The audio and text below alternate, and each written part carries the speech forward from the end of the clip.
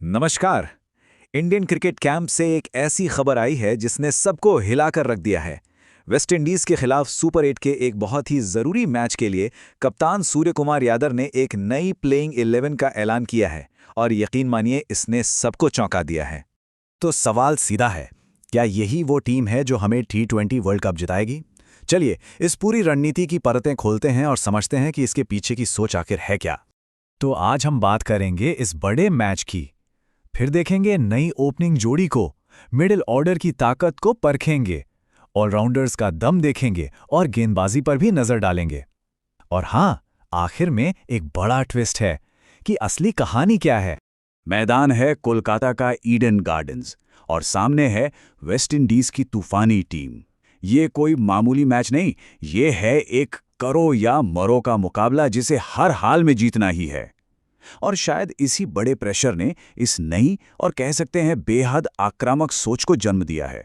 देखिए, ये सिर्फ 11 खिलाड़ियों की लिस्ट नहीं है। नहीं, ये एक पूरी की पूरी नई फिलॉसफी है। कप्तान सूर्य कुमार यादव ने एक्सपीरियंस और यंग ब्लड का एक ऐसा कॉकटेल तैयार किया है जिसका एक ही मकसद है, सिर्फ खेलना नहीं, खेल पर हावी होना, वो भी पहली गेंद से। और इस नई सोच का सबसे बड़ा सबूत, सबसे पहली झलक हमें मिलती है टीम की ओपनिंग जोड़ी में।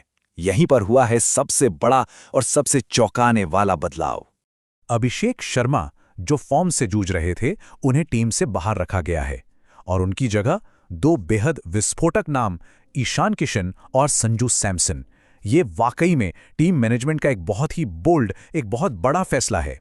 अब देखिए, इस जोड़ी की सबसे बड़ी ताकत है इसका बैलेंस।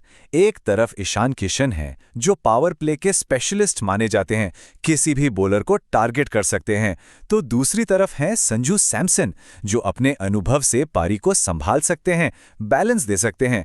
दोनों का एक ही मकसद है, वेस्ट इंडीज के बॉलर्स पर पहले ही ओवर से प्रेशर डाल दो।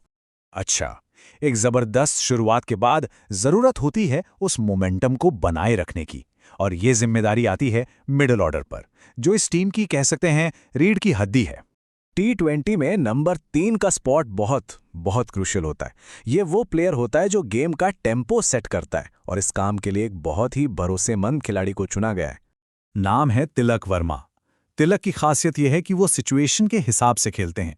अगर जल्दी विकेट गिर गए तो वो पारी को संभाल देंगे, और अगर स्टार्ट अच्छा मिला है तो फिर रनों की रफ्तार को और तेज कर देंगे। और फिर आता है नंबर 4।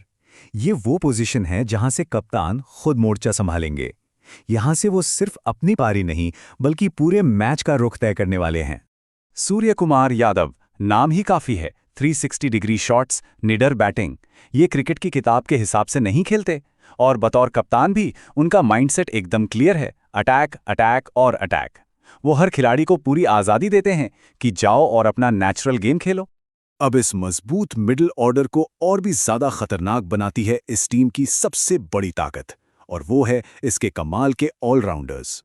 नंबर 5 पर वो खिलाड़ी आता है जो सच में अकेले दम पर मैच का पासा पलट सकता है। टीम को जो बैलेंस ये खिलाड़ी देता है वो कमाल का है। जी हाँ, हार्दिक पांड्या। वो सिर्फ एक बैट्समैन या बॉलर नहीं है, वो एक पूरा का पूरा मैच विनिंग पैकेज है। बैटिंग, बॉलिंग, फील्डिंग, तीनों डिपार्टमेंट में उनका इम्पैक्ट बहुत बड़ा होता है। और टीम की बैटिंग डेप्थ तो देखिए, कमाल है। हार्दिक के बाद नंबर 6 पर आते हैं शिवम दुबे, जो स्पिनर्स के लिए किसी बुरे सपने से कम नहीं है।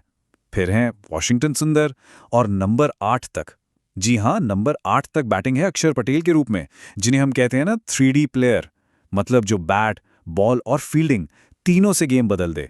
ठीक है, बैटिंग तो जबरदस्त दिख रही है नंबर 8 तक, पर सवाल उठता है बॉलिंग का क्या?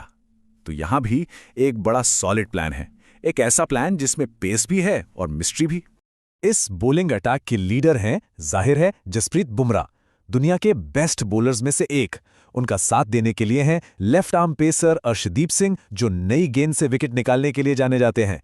और फिर है मिस्टीरियस स्पिनर वरुण चक्रवर्ती, जो बीच की ओवर्स में अपनी पहेली जैसी गेंदों से रन रोक भी सकते हैं और विकेट भी निकाल सकते हैं। तो ये है वो प्लेइंग 11 जो सामने रखी गई है। एकदम सीधी, सपाट और आक्रामक लगती है ना? लेकिन रुकिए, कहानी शायद इतनी सीधी नहीं है।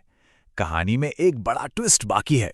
जी हाँ, जैसा मैंने कहा, एक ट्विस्ट है। जो टीम हमें बताई गई है, हो सकता है, बस हो सकता है कि वो फाइनल टीम ना हो। हाल के कुछ मैच एक बिल्कुल अलग ही कहानी की तरफ इशारा कर रहे हैं। असल तस्वीर कुछ ऐसी है कि जिम्बाब्वे के खिलाफ हमने 250 से ज्यादा रन तो बना दिए, लेकिन हम उस मैच को बहुत बड़े मार्जिन से नहीं जीत पाए।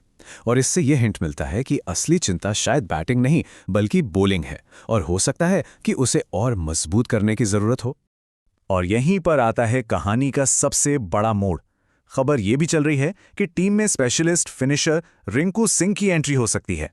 और अगर ऐसा हुआ तो हो सकता है कि जो संजू सैमसन हमें अभी प्लेइंग 11 में दिख रहे हैं, उन्हें बाहर बैठना पड़ जाए। तो फिर असली बात क्या है? ये सब घूम फिरकर कप्तान सूर्य कुमार यादव की उसी सोच पर वापस आता है जिसकी हमने शुरुआत में बात की थी। उनका मानना है कि जीत किसी एक खिलाड़ी से नहीं मिलती, जीत की असली कुंजी है निडर होकर खेलने का इरादा। तो आखिर में ये एक बड़ा सवाल हमारे सामने है, क्या भारत की T20 वर्ल्ड कप जीतने की असली चाबी किसी फिक्स्ड प्लेइंग 11 में नहीं, बल्कि इस फ्लेक्सिबल, इस आक्रामक और निडल स्ट्रैटेजी में है जो हालात के हिसाब से कभी भी बदल सकती है? इसका जवाब तो अब हमें मैदान पर ही मिलेगा।